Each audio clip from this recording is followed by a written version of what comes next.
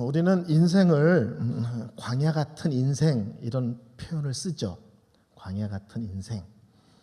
그렇지만 성경을 보면 광야 같은 인생이 아니라 정말 광야에서 살았던 사람들이 있습니다. 그것도 하루 이틀 산 것이 아니라 무려 40년을 그들은 광야에서 살았습니다. 제가 성경을 읽으면서 이런 궁금증이 생겼어요. 그들은 광야에서 어떤 하나님을 만났을까? 체험했을까? 또 하나님 입장에서 보면 하나님께서는 광야에서 그들에게 어떤 모습으로 그들의 삶 속에서 그들을 만나 주셨을까? 오늘 본문은 그런 부분에 대해서 아주 구체적으로 분명하게 우리에게 말씀하여 주고 계십니다. 이스라엘 백성들은 광야에서 어떤 하나님을 만나고 체험했는가? 첫 번째는 앞서가시는 하나님을 만났습니다. 한번 따라할까요? 앞서가시는 하나님. 앞서가시는 하나님. 예. 오늘 성경 21절, 22절을 보면 여호와께서 그들 앞에서 가시며 낮에는 구름 기둥으로 그들의 길을 인도하시고 밤에는 불기둥을 그들에게 비추사 낮이나 밤이나 진행하게 하시니 낮에는 구름 기둥 밤에는 불기둥이 백성 앞에서 떠나지 아니하니라. 제가 읽으면서 의도적으로 강조하여 읽은 것이 세 군데가 있습니다. 오늘 성경은 이렇게 얘기하죠. 그들 앞에서 가시며 그들의 길을 인도하시며 세 번째 그 백성들 앞에서 떠나지 아니하시니라. 이스라엘 백성들이 광야 40년을 가는 동안 하나님은 언제나 앞에서 가셨고 그들을 인도하셨고 그들을 결코 떠나시지 않으셨습니다. 이스라엘 사람이 움직일 때 항상 법궤가 약 1km 정도 앞에 갔습니다. 여러 가지가 이유가 있지만 그 중에 하나는 법궤가 이스라엘 백성들 속에 바짝 붙어가면 앞 사람들에게는 법궤가 보일지 모르지만 뒷 사람들에게는 안 보일 거예요. 근데 1km 정도 앞에 가면 앞에 있는 사람이나 뒤에 있는 사람들이라 법궤가 다 보입니다. 그러면 이스라엘 사람들은 법궤가 저기 가는구나 이렇게 말하지 않고 하나님께서 친히 우리 앞에서 우리를 인도하시는구나 이렇게 고백했습니다. 우리 하나님은 어떤 하나님입니까? 우리가 생각하는 것, 우리가 기대하는 것, 그리고 우리가 간절히 마음에 소원하는 것보다 먼저 알고 계시잖아요. 그리고 먼저 알고 미리 준비하실 뿐만 아니라 더 좋은 것, 더 복된 것으로 인도하시고 허락하시는 하나님이십니다.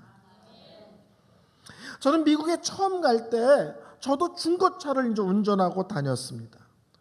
근데 더 이상 그 차를 탈 수 없을 문제가 생겨서 이제 차를 새로 사야 되는 시점이 됐어요. 저희 부부는 그 차를 사는 것 때문에 오랫동안 기도했고 저 차를 토요타 캠리라는 차로 사기로 마음을 정했습니다. 근데 기도하면서 우리 집사람은 토요타 캠리인데 관심이 어느 쪽에 있냐면 자동차 색깔. 자기가 타고 싶은 차가 있어요. 왜? 미국에 가서 이제 처음으로 새 차를 사니까 자기가 좋아하는 색깔이 있었어요. 근데 저의 관심은 뭐냐면 자동차 시트, 의자예요. 의자.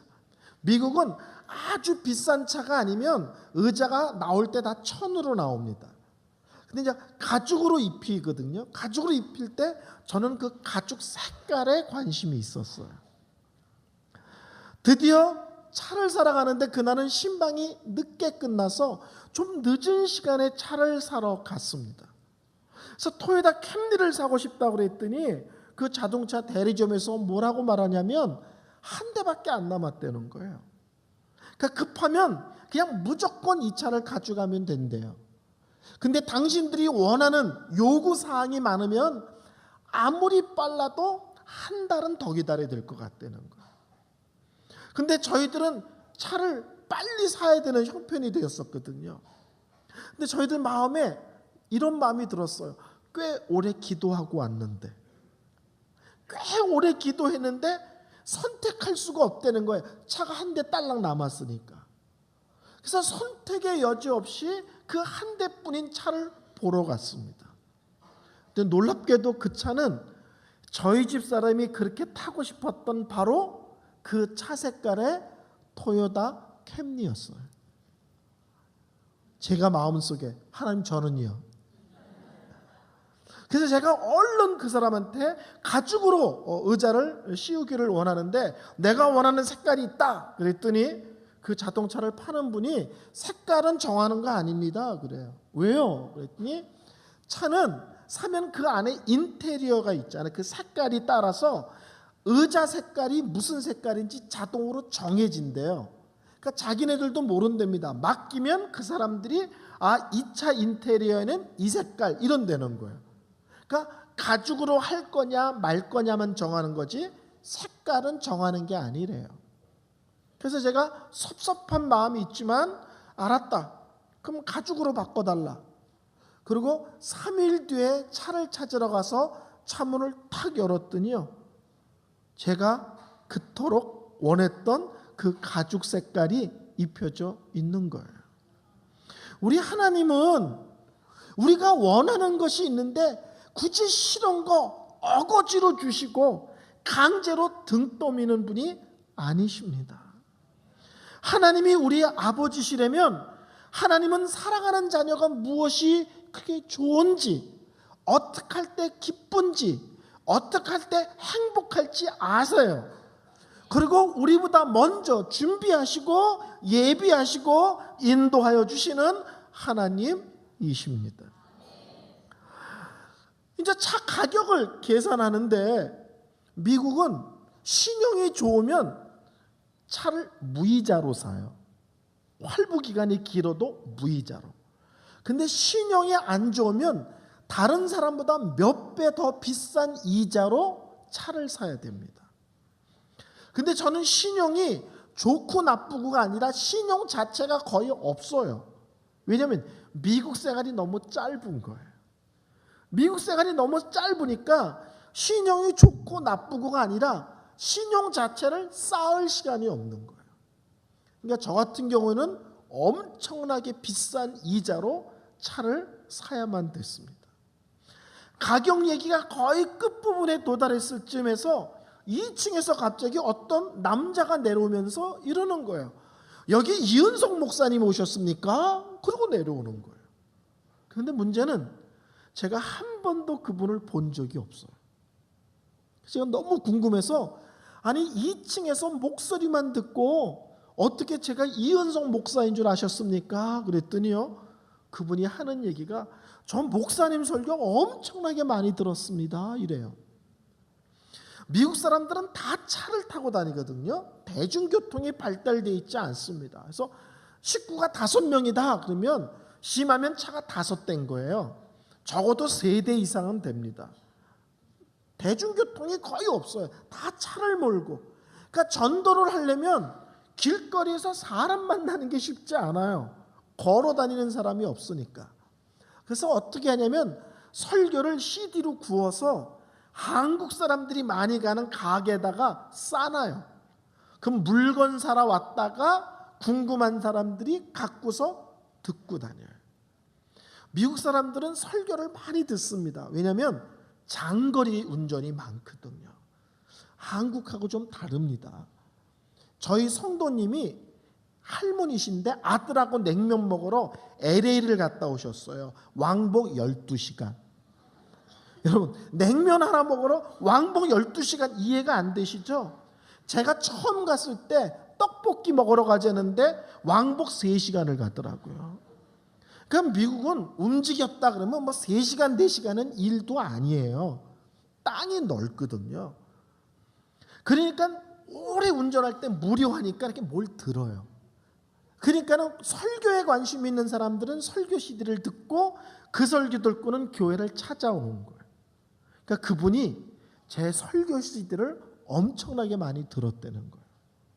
그러면서 담당 직원에게 뭐라고 말하냐면 우리 대리점에서 적용할 수 있는 최저가 이자를 적용해서 목사님 사인을 받으세요. 이렇게 지시를 하는 거예요. 그러면서 뭐라고 말하냐면 목사님, 오늘은 제가 저녁 때 남는 순서가 아닌데 자기 밑에 부하 직원이 남는 날인데 갑자기 일이 생겨서 순서를 바꿨습니다. 근데 왜 오늘 순서가 바꿔서 계획도 없던 내가 여기 남았나 생각했더니 아마도 하나님께서 목사님 도와드리라고 바꾼 것 같습니다. 이러는 거예요. 저의 관심은 차 색깔, 가죽 색깔, 무슨 차를 살 건가, 여기까지가 우리의 관심과 기도였어요.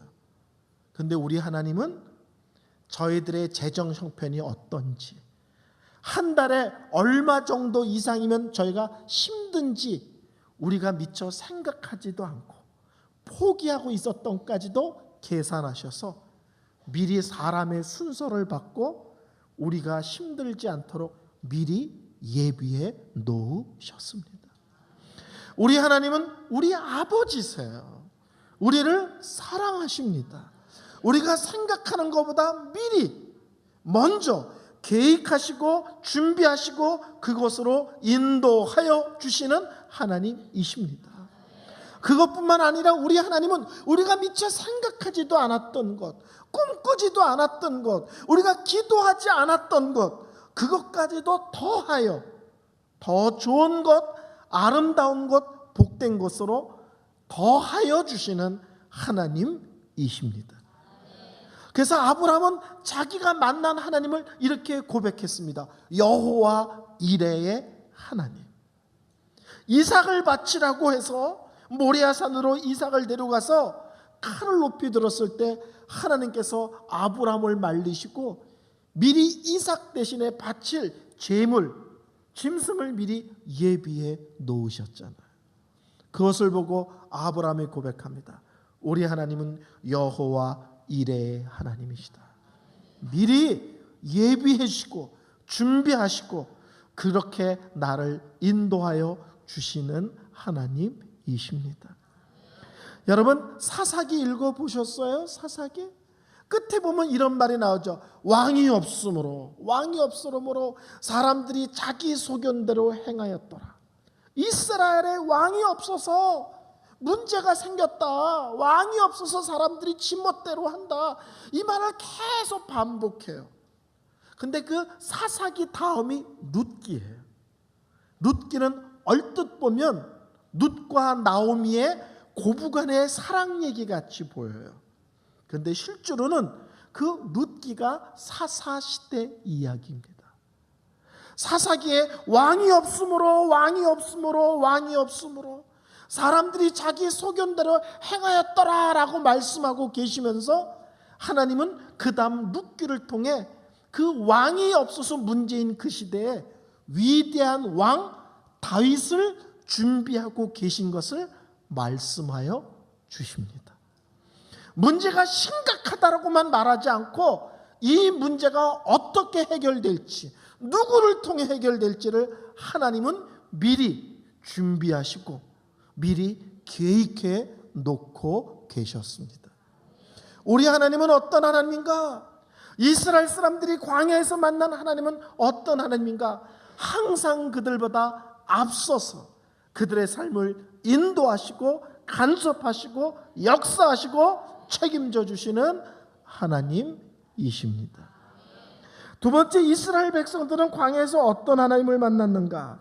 한번 따라하겠습니다. 돌아가게 하시는 하나님. 돌아가게 하시는 하나님.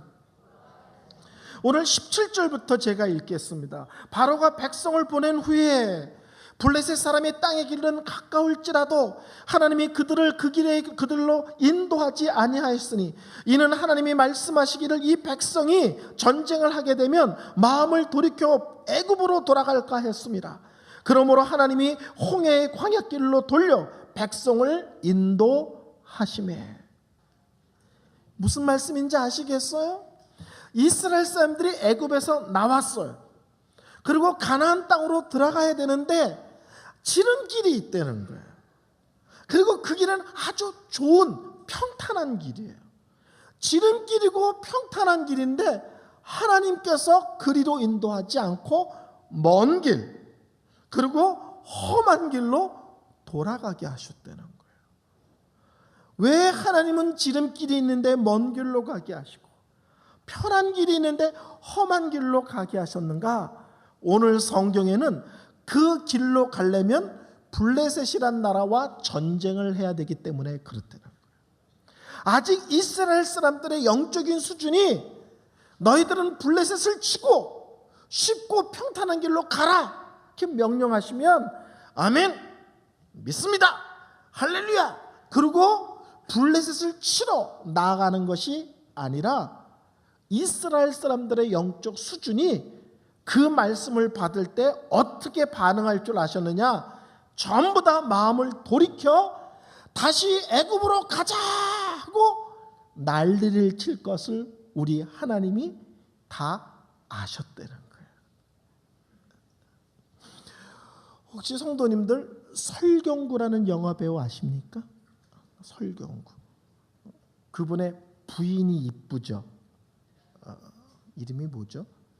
옛날에 김제동이 오랫동안 짝사랑했던 배우잖아요. 그렇죠? 설경구. 요번에 다음 주인가 다다음 주에 설경구라는 사람의 새로운 영화가 나왔는데 개봉하기도 전에 24개의 나라에서 그 영화를 사갔다. 오늘 아침 뉴스에 나왔어요. 근데 그 설경구라는 유명한 배우가 찍은 영화 중에 오래된 영화인데 아주 유명한 영화가 있습니다. 그 영화 제목은 박하사탕이라는 영화예요. 굳이 영화를 볼 필요는 없어요. 옛날 영화니까. 근데 그 영화는 아주 독특하게 영화가 시작돼요. 설경구라는 영화 배우가 기찻길 정가운데 서 있어요. 그때 맞은편에서 정면으로 기차가 달려옵니다. 기차가 정면으로 달려올 때 이 설경구라는 영화 배우가 손을 벌려서 크게 외칩니다. 나 다시 돌아갈래. 박하사탕. 이러면서 그 영화가 시작돼요. 우리 하나님이 오늘 본문에 그 말씀을 하는 거예요. 너희들은 나를 믿고 내 명령을 받들어 블레셋을 치고 지름길과 평탄한 길로 나아가라. 하나님이 이렇게 명령하시면 이스라엘 백성들이 모두 다 하나님을 향하여 손을 벌리고 소리를 지른다는 거야. 우리 다시 애굽으로 돌아갈래. 박하사탕. 왜 우리 하나님은 평탄한 길이 있는데 험한 길로, 지름길이 있는데 먼 길로 돌아가게 하셨는가? 이스라엘 사람들의 영적 상태가 아직도 하나님의 말씀을 믿고 담대하게 나갈 정도의 믿음의 수준이 되지 않았기 때문이라는 거예요. 성도 여러분, 우리 하나님은 우리의 영적인 체질, 우리 영적인 수준을 다 알고 계십니다. 그래서요, 어떤 사람에게는 편안한 길이 꼭 좋은 길이 아닐 수도 있어요. 어떤 사람에게는 지름길이 언제나 형통이라는 의미로 사용되지 않을 수도 있어요. 우리는 내가 이렇게 기도했는데 왜 하나님은 돌아가게 하시나? 내가 이렇게 하나님께 간절히 매달렸는데 하나님은 왜 험한 길을 가게 하시나? 사랑하지 않아서가 아니고요. 여러분의 기도를 안 듣고 못 들어서가 아니고요. 각 사람의 믿음의 수준, 처해진 형편, 요새 영적 상태 거기에 맞춰서 하나님은 각 사람을 다르게 인도하고 계신 것입니다. 제가 몇 년 전에 부산의 한 교회에 목사님이 주일 강단을 비셔서 단기 선교를 가셔서 제가 주일 낮설교를 대신하러 갔어요. 근데 이미 제 귀에 소문이 하나 들렸어요. 그 교회 집사님 중에 아주 해운대에서 손으로 꼽는 유명한 한의사 한 분이 계시다는 거예요. 제가 오래전부터 그 소문을 듣고 있었어요. 예배가 끝나고 식사를 하는데 놀랍게도 제 옆자리에 제 옆자리에 그 집사님이 앉아 계신 거예요. 저는 절대로 기회를 놓치지 않습니다. 성도님들 혹시 저를 길거리에서 만나서 목사님 언제 식사 한번 해요? 이렇게 말하는 거 조심하셔야 돼요. 저는 이렇게 대답할 겁니다. 지금 시간 되는데요. 또는 저는 이렇게 얘기할 거예요. 언제요? 언제 시간 되시는데요? 저한테 말을 던지실 때 잘 던지셔야 됩니다. 저는 냉큼 받습니다. 절대 기회를 놓치지 않습니다. 지금 하단교회에 계신 담임 목사님이 그 일본의 유명한 피아니스트를 알아요. 히데오 고보리라는 친구인데 한국말을 우리처럼 유창하게 합니다. 한국을 너무 사랑해서 한국 교회를 다니고요. 프랑스 유학 가서 또 한국 선교사들하고 선교 다니고 뭐 이런 친구예요.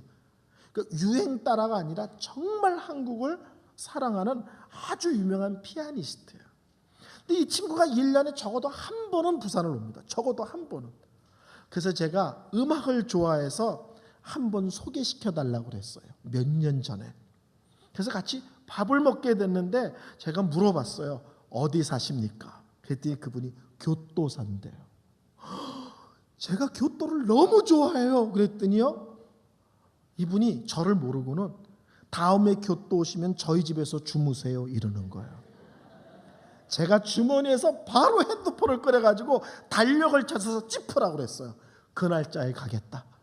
그랬더니 일본 사람이 얼굴이 허해지는 거예요. 일본 사람들은 예의상 하는 얘기가 많아요. 상대방이 무안할까 봐 이번 주에 교회 오세요. 예. 거짓말이 아니라 문화가 상대방이 무안하지 않도록 이렇게 대답하는 게 예의거든요. 예의상 했는데 제가 냉큼 받았다고요.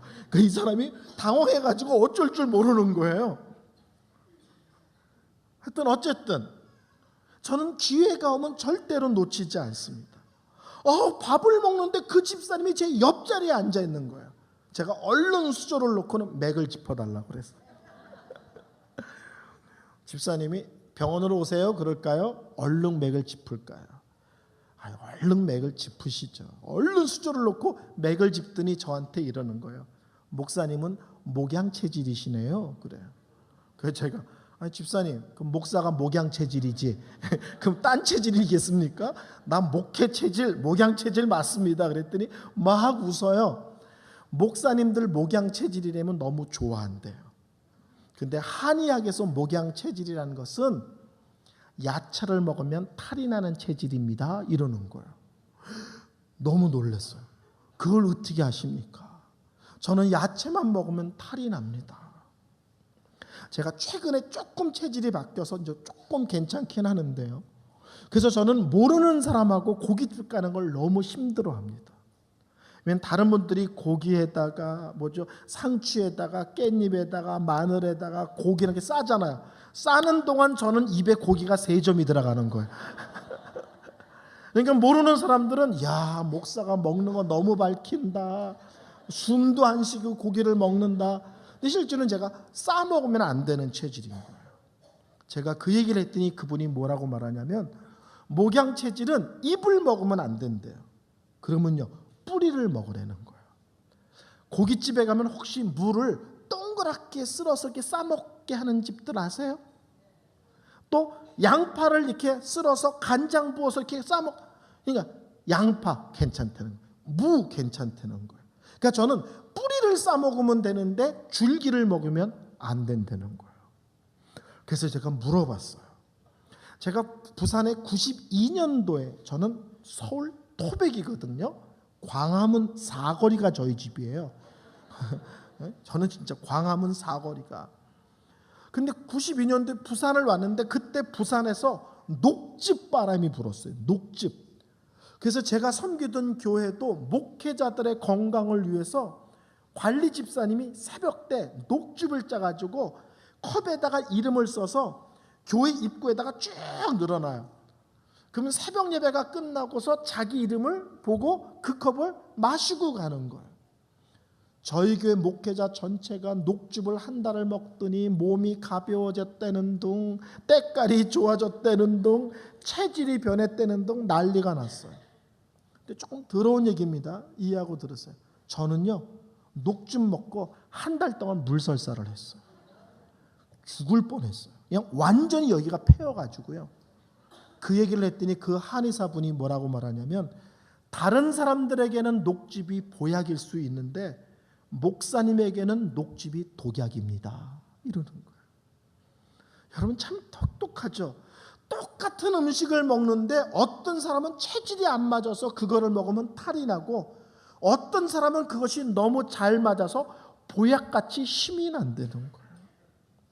왜 똑같은 기도를 하는데, 왜 똑같은 교회를 다니는데, 왜 똑같은 말씀을 듣는데 하나님은 저 사람은 저리로 인도하시고 이 사람은 이리로 인도하실까?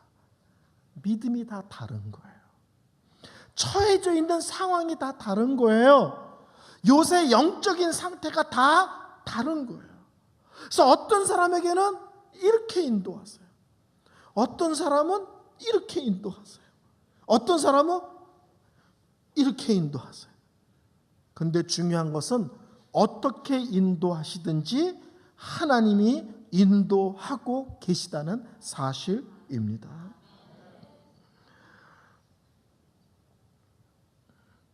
제가 아는 집사님이요, 제가 전도사 시절에 저희 교회에 특별한 분이 계셨는데 천재가 한 분 계셨어요.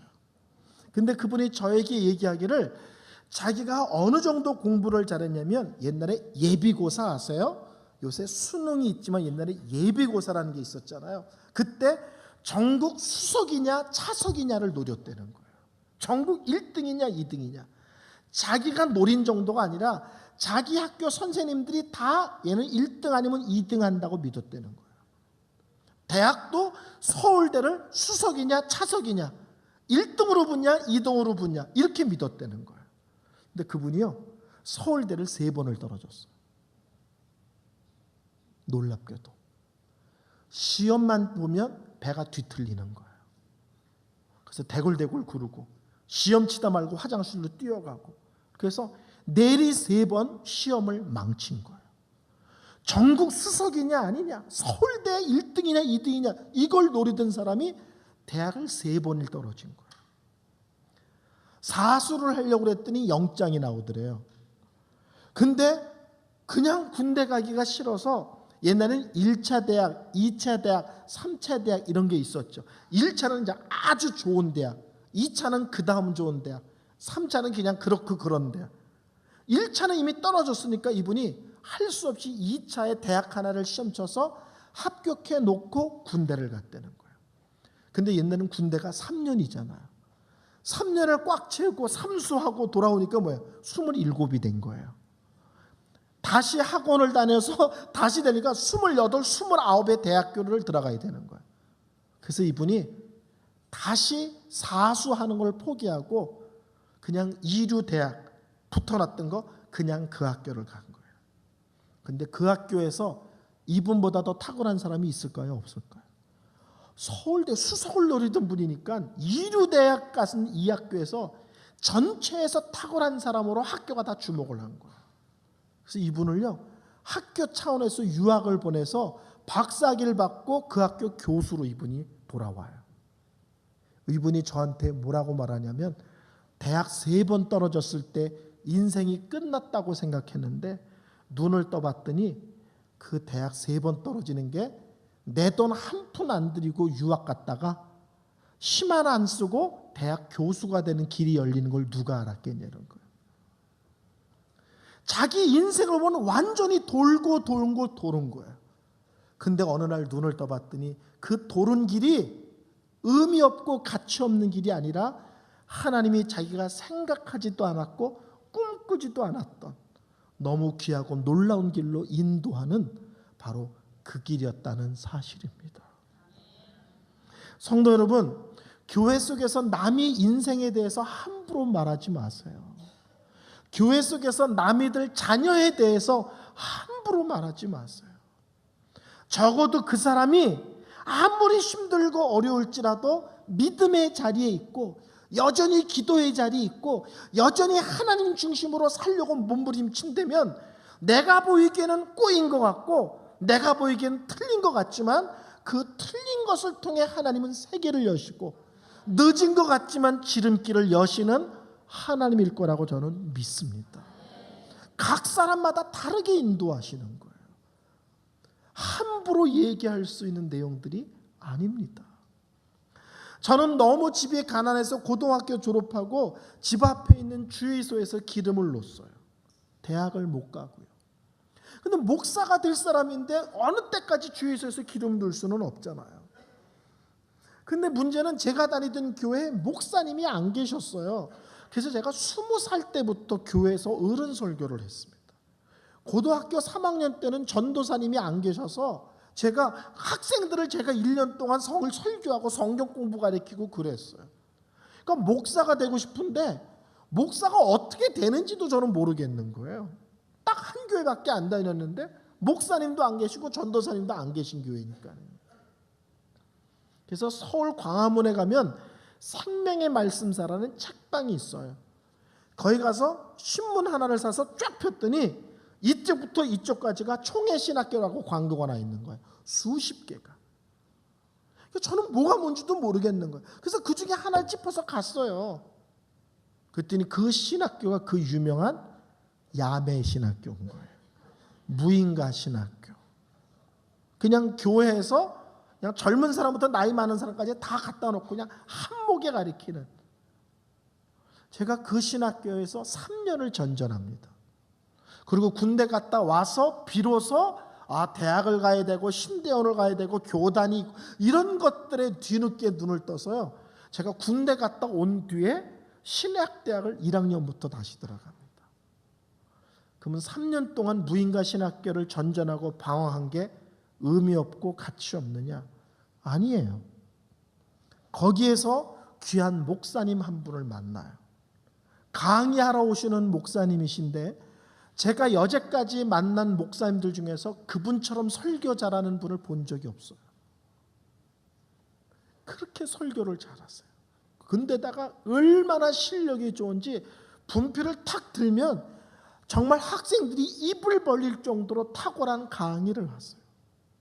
그리고 얼마나 멋쟁인지요. 하여튼 싸구려를 입어도 명품 입은 것 같아. 그렇게 멋쟁이에요. 지금 연세가 많으신데 지금도 멋쟁이세요. 그러니까 그분은 뭘 입어도 이렇게 멋있어요. 근데 그분이 20살 때부터 제가 올해 한국 나이로 57살인데 현재 37년 동안 제 영적인 아버지가 되어주세요. 전 초등학교 1학년 때 아버지가 돌아가셨거든요. 그 훌륭한 목사님이 제 아버지가 되어주세요. 지금 오레곤에 계신데 요새는 이제 연세가 많아서 공항에 나오지 않습니다. 근데 몇 년 전까지만 해도 제가 오레곤 공항에 딱 떨어지면 입구에 목사님과 사모님이 서 계시다가 손을 벌리고 우리 아들 왔구나. 그러고 알아주세요. 사모님은 언제나 우리 큰아들 왔다고 반겨주세요. 항상 우리 큰아들. 그분 아들이요. 메리어트 호텔이라고 들어보셨어요? 전 세계 6,000개의 체인점이 있는데 거기 탑 고문 변호사예요. 최고 높은. 보직은 부사장이지만 실제는 운영을 하는 게 아니라 고문 변호사예요. 미국 최고의 로펌의 밑에 변호사가 300명 부하를 둔 그런 변호사였던 사람이에요. 그래서 이분이 아들이 없거나 아들이 현찮아서 저를 아들이라고 하는 게 아니에요. 세계적인 기업의 고문 변호사인 분이 아들이에요. 근데 저만 가면 우리 아들 왔구나. 저만 가면 우리 큰아들 왔구나. 그분들의 꿈이 제가 목회하는 교회에서 매주 제설교를 듣다가 천국 가시는 거라는 거예요. 하나님께서 아버지가 일찍 돌아가시자 그렇게 탁월한 영적 지도자를 신학교에서 만나서 평생 저를 위해 기도해 주는 아버지가 되게 하셨어요. 그리고 제가 40살에 미국으로 청빙받으러 가는데 그 길을 그 목사님이 실제로는 열어주셨어요. 무인가 신학교를 3년 전전했는데 영적인 아버지를 만나고 20년 뒤에 그분의 도움으로 미국 가서 목회할 수 있는 길이 열립니다. 3년을 의미 없게 돌았는가? 아니요. 하나님은 우리의 인생을 의미 없이 돌아가고 가치 없이 고생시키시는 하나님이 아니십니다. 성도 여러분, 여기 보세요. 하나님은 어떤 사람은 이렇게 인도하십니다. 어떤 사람은 이렇게 인도하십니다. 어떤 사람은 하늘마다 비비 꼬여서 끝도 없이 힘든 뱅글뱅글 도는 길을 이렇게 인도하십니다. 중요한 거는요, 지금 편한 길을 가느냐 힘든 길을 가느냐 억수로 힘드냐가 아니라, 그런데도 불구하고 여전히 믿음의 자리에 있느냐, 그런데도 불구하고 철저히 하나님만 의지하느냐, 그런데도 불구하고 기도의 줄을 놓지 않고 있느냐입니다. 그러면 하나님이 어떤 식으로 인도하듯 그 끝이 저는 아름답고 복될 것이라고 믿습니다. 사람마다 믿음이 다르고요, 형편이 다르고요, 처한 상황이 다르고요, 요새 영적 상태가 다 다릅니다. 내 인생을 함부로 좌절하지 마시고 남의 믿음을 함부로 판단하지 마세요. 믿음의 자리에 있으면 꼬인 것 같지만 그 길이 지름길이고요, 막힌 것 같지만 그 길이 활짝 열린 형통의 길이라는 것을 참 믿음의 사람은 보게 될 것이라고 믿습니다. 세 번째, 우리 하나님은 어떤 하나님인가? 막다른 곳에 서게 하시는 하나님이에요. 한번 따라할까요? 막다른 곳에 서게 하시는 하나님. 더 쉽게 말하면 벼랑 끝에 서게 하시는 하나님. 예, 따라하셔야 되는데 이것도 해야 되나 이렇게 망설여지셨죠. 제가 14장 1절부터 4절까지 말씀 읽겠습니다. 14장입니다. 여호와께서 모세에게 말씀하여 이르시되 이스라엘 자손에게 명령하여 돌이켜 바다와 믹돌 사이에 비하히롯 앞 곧 바알스본 맞은편 바닷가에 장막을 치게 하라. 바로가 이스라엘 자손에 대하여 말하기를 그들이 그 땅에서 멀리 떠나 광야에 갇힌 바 되었다 하리라. 내가 바로의 마음을 완악하게 한즉 바로가 그들의 뒤를 따르리니 내가 그와 그의 온 군대로 말미암아 영광을 얻어 애굽 사람들이 나를 여호와인 줄 알게 하리라 하시매 무리가 그대로 행하니라. 무슨 말씀인지 아시겠어요? 하나님께서 모세에게 명령하셨다는 거예요. 홍해 쪽으로 인도하라고. 그리고 거기다가 우리 식구라면 텐트를 치라고 명령하셨다는 거예요. 근데 그 정보를 바로가 듣고는 군인들로 하여금 이스라엘 사람들을 추격하게 했다는 거예요. 그러자 이스라엘 사람들이 갇혀버린 거예요. 뒤에는 홍해바다, 앞에는 바로 군대. 앞으로 가면 바로 군대에 칼에 맞아 죽고 뒤로 가면 홍해에 빠져 죽는 거예요. 중요한 것은 그것으로 명령하고 인도하신 분이 하나님이라는 사실입니다. 왜 하나님은 이스라엘 사람들을 막다른 골목으로 모셨을까? 왜 하나님은 이스라엘 사람들을 벼랑 끝에 서게 하셨을까? 신앙생활을 하다 보면 참 놀라운 사실을 알게 됩니다. 어떤 사람은요, 막다른 골목에 서지 않으면 절대 하나님께 항복하지 않는 사람이 있습니다. 절대 하나님께 무릎 꿇고 매달리고 부르짖고 엎드려 조아리는 것이 무엇인지를 전혀 모르는 사람이 있어요.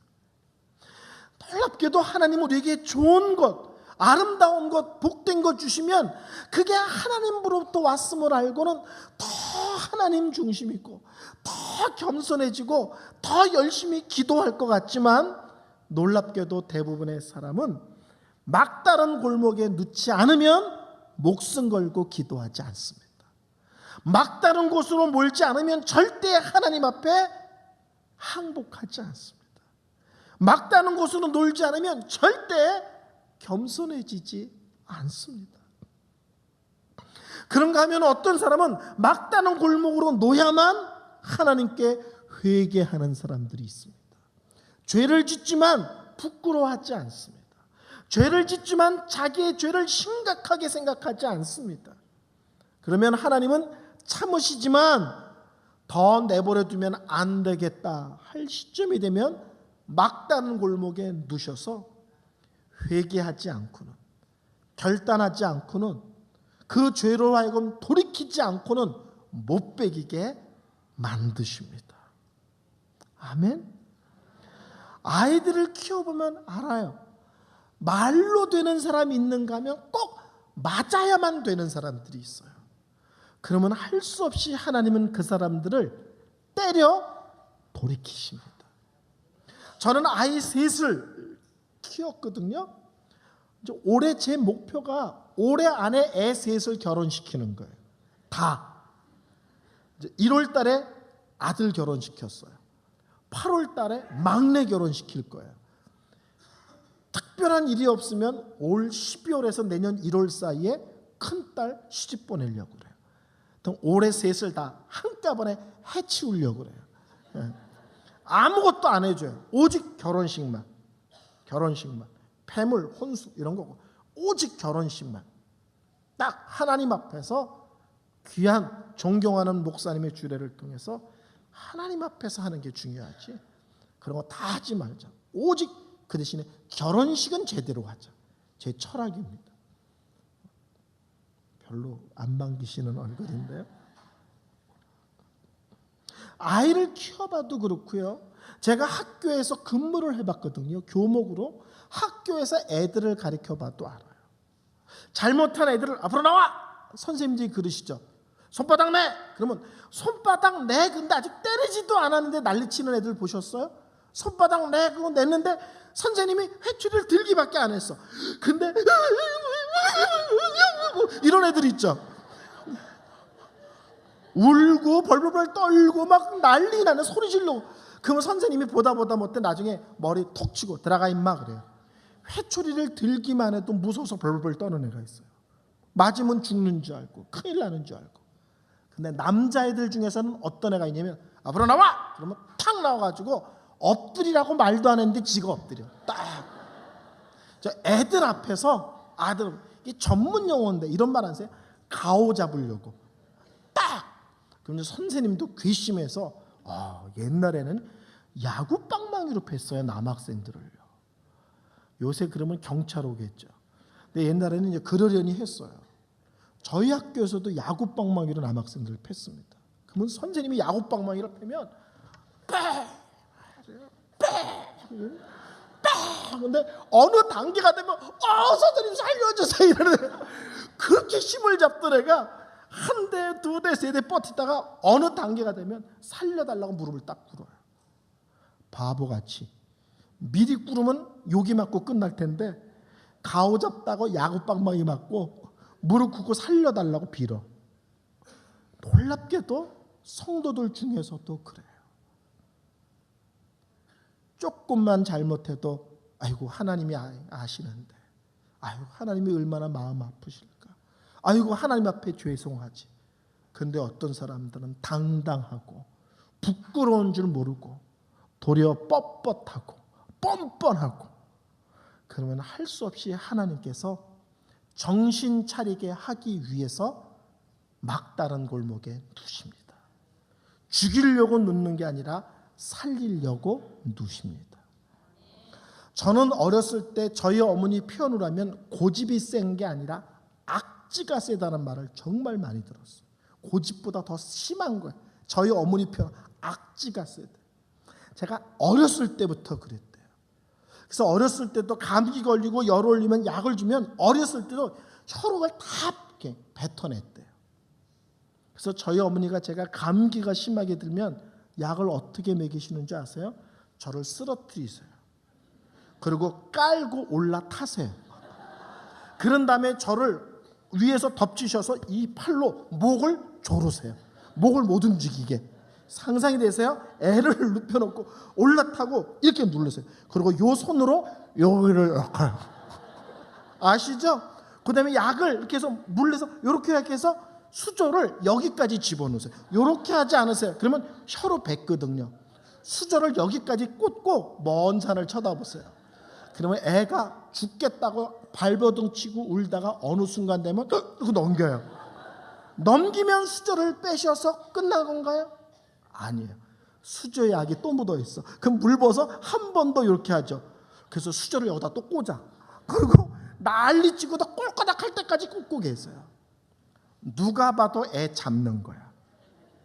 제 입장에서도 우리 어머니가 저를 죽이는 거예요. 깔고 앉아서 목을 조르고 입을 억지로 벌려서 숟가락을 여기까지 집어넣었으니까. 근데 어머니 입장에서는 열올라서 큰일 난 저를 살리시기 위한 비상조치예요. 하나님께서 우리를 왜 막다른 골목으로 놓으시나? 더 놔두면 망할까 봐. 그래서 하나님은 어느 때는 막다른 골목에 놓으셔서 힘들어도 어려워도 돌이키게 하시고 새롭게 하십니다. 고집 피우던 건 내려놓게 하시고 자기가 가고 싶은 길을 꺾어서 그 길이 망하는 길이라는 걸 깨닫고 하나님이 여시는 길로 순종하여 가게 하고 회개하게 하고 겸손하게 하고 하나님께 납작 엎드려 무릎 꿇는 법을 배우게 하죠. 아멘. 그래서 하나님은 어떤 사람은 의도적으로 막다른 곳으로 모십니다. 오늘 성경에는 막다른 골목으로 누신 것이 정확하게 하나 드러나 있고 드러나지 않은 또 다른 면이 있습니다. 정확하게 드러난 것은 10가지 재앙을 통해서 애굽에서 이스라엘을 끄집어냈지만 바로와 이스라엘 군대, 애굽 군대들이 아직도 하나님의 크시고 놀라움을 아직도 잘 몰라. 그래서 홍해 사건을 통해서 바로 왕과 애굽 사람들에게 이스라엘의 하나님 여호와가 어떤 분이신지, 얼마나 크고 놀랍고 위대하신 분인지 홍해 사건을 통해서 다시 한번 정확하게 드러내기를 원하셨습니다. 또 한편 하나님은 이 홍해를 건너는 사건을 통해서 이스라엘 백성들 마음에 하나님을 향한 강한 믿음을 심어주시는 것과 동시에 더 이상 애굽 타령하지 않기를 원하셨습니다. 그래서 하나님은 이 홍해 사건을 통해서 한쪽은 애굽과 바로의 군대들을 훈련시키고 또 한쪽에서는 이스라엘 백성들을 영적으로 눈을 뜨고 하나님께서 원하시는 길의 복됨을 깨닫게 하시는 또 다른 훈련과 은혜의 의미로 그들을 막다른 골목으로 모신 것입니다. 성도 여러분, 요새 어떤 길을 걷고 계세요? 요새는 하나님이 내 바로 앞에서 인도하셔. 그냥 따라만 가면 돼. 이런 분들도 계실 거예요. 요새 나는 좀 돌아가는 중이야 하는 분도 계실 거예요. 요새는 사방이 막혔어. 납작 엎드리고 있는 중이야. 이렇게 하신 분도 계실 거예요. 그런데 어떤 길로 인도하시든지 그 길로 인도하신 분은 하나님이시고요. 그 길로 인도하신 것은 여러분을 사랑하시기 때문에 그렇습니다. 지금 어떤 길을 걷든지 중요한 것은 힘든 길을 걷는다가 아니라 그럼에도 불구하고 하나님만 바라보기, 그럼에도 불구하고 하나님만 의지하기, 그럼에도 불구하고 기도의 줄을 놓지 않기, 이 끝이 아름답고 복될 줄로 믿고 절대로 원망하며 불평하지 않기, 나의 길을 어떤 길이든지 믿음으로 반응하여 아름답게 끝을 맺을 줄 아는 귀한 성도님들 되시기를 바랍니다.